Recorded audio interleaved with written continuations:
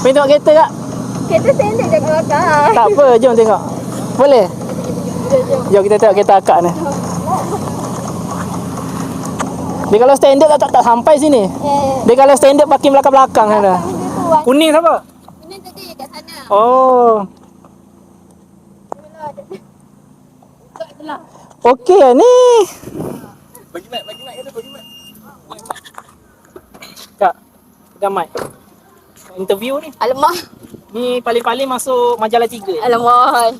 Masalah salah buka ni. Tarik. Dah.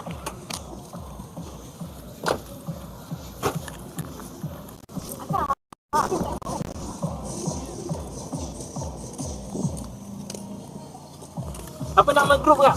Rusuhan JB. Rusuhan JB. Macam rusuhan. Betul, rusuhan JB.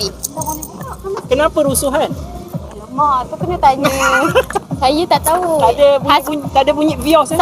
Support hobi suami je. Oh. Dia kata suami ah? Ya.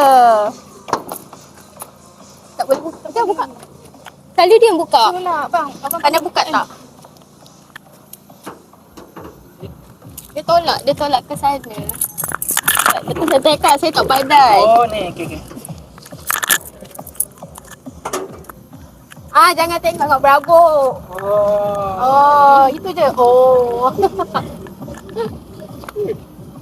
Okey. Biasa je. Ownernya pun busy tu. So grup ni daripada Johor. Johor, betul. Ada yang daripada Selangor, ada juga. Ada tapi campur. sini JB je. Kalau sini JB lah So mostly. yang hadir sini JB JB, je lah. betul. Ke ada juga yang daripada Selangor ke? Tak ada. Sebabkan JB. event ni tak ada. Tak ada lah, memang kat sini je. Okey. Bios okey. Okey. Kalau orang nak pakai Vios recommend lah. Recommend sangat. Lagi-lagi kalau nak buat kereta kan dah.